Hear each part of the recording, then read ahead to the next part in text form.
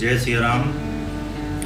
आज हम राम मंदिर अयोध्या का वास्तु विश्लेषण प्रारंभ करेंगे। विश्व कर्म प्रकाश जो कि वास्तु का बहुत मान्य ग्रंथ है, उसमें कहा गया है जो व्यक्ति भगवान विष्णु का मंदिर बनवाता है वह अपने को तो तारता ही है, अपितु अपने पितामह से आगे की 8 पीढ़ियों को भी तार देता है, यानी मुक्ति दिलवाता है। और भगवान राम विष्णु के 7वें अवतार माने जाते हैं। विश्व कर्म प्रकाश में ही आगे लिखा है, भगवान विष्णु के मंदिर को छोटा, मंझोला तथा श्रेष्ठ बनवाने से क्रमशः स्वर्गलोक, विष्णुलोक और मोक्ष की प्राप्ति होती है। विष्णु जी के मुख्य अवतार 10 हैं। मत्स्य अवतार जो उनका पहला अवतार था, फिर कूर्म अवतार, वराह अवतार, नृसिंह अवतार, वामन अवतार, परशुराम अवतार, राम अवतार, कृष्ण अवतार, बुद्ध अवतार और कल्कि अवतार। भगवान राम विष्णु का 7वां अवतार माने जाते हैं और राम मंदिर में भगवान राम के बाल रूप की स्थापना होगी, बाल रूप की पूजा होगी। इस मंदिर को देखिए ध्यान से। जो प्रपोज्ड राम मंदिर है उसमें पहले केवल 3 मंडप थे, रंग मंडप, नृत्य मंडप और मुख्य गर्भगृह। लेकिन अब बाद में उत्तर में प्रार्थना मंडप और दक्षिण में कीर्तन मंडपों के विस्तार से अब मंदिर की आकृति इस प्रकार लगती है जैसे साक्षात भगवान विष्णु गरुड़ पर विराजमान हो। दोनों तस्वीर हमने साथ साथ लगा रखी हैं यहाँ पर, तो आप देखेंगे किस प्रकार मंदिर को सामने से देखने पर वो बिल्कुल ऐसे लगता है, उसके दाएं बाएं के जो मंडप हैं वो इस तरह लगते हैं जिस तरह गरुड़ के 2 पंख हों, और सामने के मंडप जिस तरह गरुड़ का मुख हो, और पीछे जहाँ रामलला विराजमान होंगे गर्भगृह और उसके ऊपर शिखर, वो बिल्कुल ऐसे लगता है जिस तरह भगवान विष्णु विराजमान हो गरुड़ पर। तो उत्तर के मंदिरों में नागर शैली में देवता का वाहन मंदिर के सामने नहीं रखा जाता। दक्षिण के मंदिरों में ये सामान्य है। दक्षिण के मंदिरों में आप देखेंगे कि नंदी की मूर्ति विराजमान होगी मंदिर की ओर मुख किए हुए भगवान शिव के मंदिरों में, क्योंकि नंदी भगवान शिव के वाहन हैं। लेकिन उत्तर के मंदिरों में नागर शैली में सामान्यतः ऐसा नहीं मिलता। लेकिन यहाँ ये मंदिर ही अपने आप में इस तरह से दिखाई दे रहा है जिस तरह भगवान विष्णु गरुड़ पर विराजमान हों, और ये भगवान राम का मंदिर है। भगवान राम खुद विष्णु के 7वें अवतार माने गए हैं। अब हम बात करते हैं थोड़ी मंदिर के भव्य और दिव्य स्वरूप की। ये बार बार कहा जा रहा है कि मंदिर भव्य बनेगा, दिव्य बनेगा। तो भव्य और दिव्य का मतलब क्या है, और वास्तुशास्त्र भव्यता और दिव्यता में किस तरह सहायक हो सकता है। भव्य का मतलब है सुंदर, शानदार, आलीशान, जैसे हम कहते हैं भव्य स्वागत, भव्य इमारत, ग्रैंड, मैग्निफिसेंट। इस तरह दिल्ली में अक्षरधाम मंदिर है या लोटस टेम्पल है, तो ये भव्य इमारतें कही जा सकती हैं। तो वास्तु के अनुसार 5 भव्य या सुंदर वस्तुएं कही गई हैं। उनमें सबसे पहले सूर्योदय।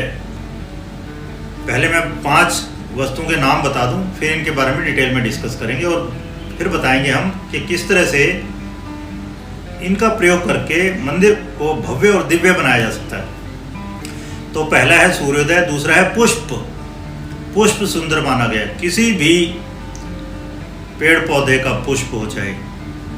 फिर शिशु, तीसरा सुंदर वस्तु आकृति तीसरी मानी गई शिशु चाहे किसी भी जीव जंतु का हो, वो सुंदर है।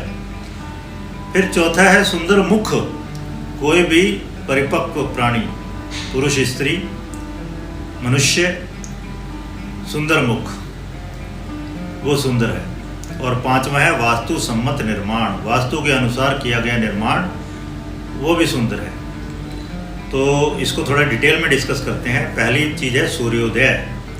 सूर्य उदय हमेशा ही सुंदर है, भव्य है, दिव्य। दिव्य से ही बना डिवाइन, डिविनिटी, देदीप्यमान। तो जो प्रकाशमान है जो, वो डिवाइन है, दिव्य है। तो यहाँ अगर ले भगवान राम का मंदिर ईस्ट ओरिएंटेड है, तो जैसे ही सुबह सुबह सूर्य उदय होगा, उसकी पहली किरणें सीधी अंदर रामलला पर जाकर पड़ेंगी। तो ये अपने आप में सुंदरता का मानक है कि सूर्योदय हो रहा है और मंदिर में उसकी पहली किरणें जाकर पड़ रही हैं। दूसरा जो सुंदर चीज मानी गई है वो है पुष्प। पुष्प वैसे तो सभी ही सुंदर माने गए हैं, हर एक पेड़ पौधे का पुष्प सुंदर माना गया है, क्योंकि पुष्प किसी भी पेड़ पौधे का एसेंस है। लेकिन कुछ पुष्प हमारे यहाँ एक्स्ट्रा ऑर्डिनरीली शुभ माने गए हैं, जिस तरह पारिजात का पौधा अभी प्राइम मिनिस्टर ने वहाँ रोपा था। कमल का पुष्प बहुत शुभ माना गया है। अशोक पुष्प, आम्र मंजरी, कदम्ब आदि ये पुष्प बहुत ही शुभ माने गए हैं।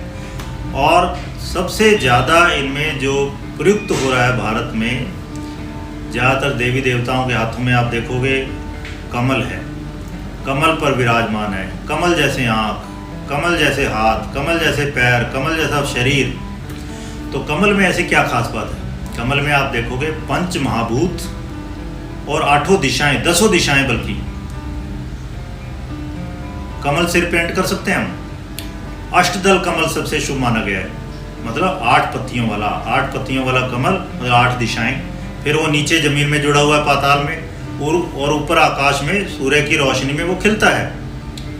तो 10 दिशाएं हो गई। फिर पंच महाभूतों को भी द्योतित करता है कमल। कैसे? मिट्टी में, कीचड़ में वो जुड़ा हुआ है जमीन से, अर्थ एलिमेंट। फिर केवल अर्थ नहीं है, पानी भी है, कीचड़, तो जल तत्व भी हो गया।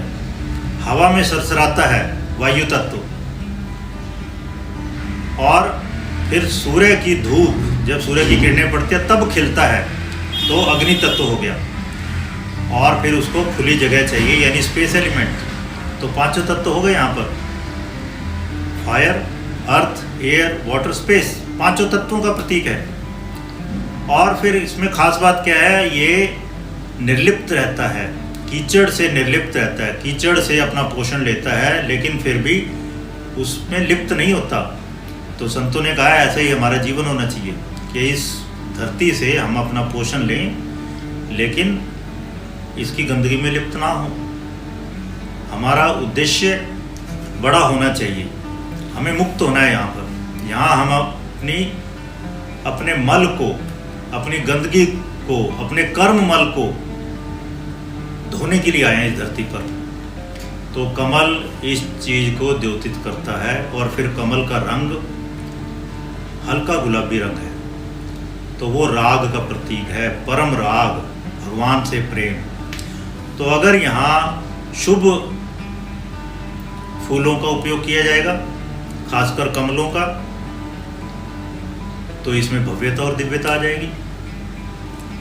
फिर तीसरी सुंदर वस्तु क्या कही गई है? शिशु। शिशु हमेशा सुंदर है, क्योंकि वो निर्लिप्त है, निर्लोभ है। और यहाँ मजेदार चीज क्या है? भगवान राम के बाल रूप की पूजा होगी। एक तो बच्चा, किसी भी प्राणी का बच्चा शुभ है, सुंदर है, और यहाँ तो भगवान रामलला के रूप में वो विराजमान होंगे, तो उनसे सुंदर भला कौन हो सकता है? चौथा है सुंदर मुख। सुंदर मुख, कोई भी पुरुष स्त्री जो सुंदर हो, वो भी सुंदर है, वो भी सुंदर माना गया। उसकी तस्वीरें, मूर्तियां बनाई जाती हैं। और भगवान राम से सुंदर मुख कौन सा होगा? हम भगवान के दर्शन करते हैं, दर्शन, तो भगवान राम से सुंदर मुख ढूंढना मुश्किल है। तो यहाँ चौथी कंडीशन भी पूरी हो जाती है। पांचवी कंडीशन है फिर वास्तु सम्मत निर्माण। यही हम डिस्कस करें मेनली कि कितना यहाँ पर ये राम मंदिर जो अयोध्या में बन रहा है वो कितना वास्तु सम्मत होगा। तो अगर ये पांचों कंडीशन यहाँ पूरी होती हैं तो इसमें भव्यता आ जाती है, मंदिर में दिव्यता आ जाती है। दिव्यता जैसे मैंने कहा आपको, दिव्य धातु, संस्कृत की दिव्य धातु से बना है शब्द, इसका इसी से शब्द बने हैं देदीप्यमान, दैवीय, जो तेज से भरा हुआ हो, जो तेजोवान हो, जो तेज मंडित हो, या बहुत ही बढ़िया या अच्छा, या परलोक से संबंध रखने वाला। तो ये सब बातें कही गई हैं। तो अगर इसमें वास्तु का प्रयोग करेंगे तो मंदिर भव्य और दिव्य बनेगा।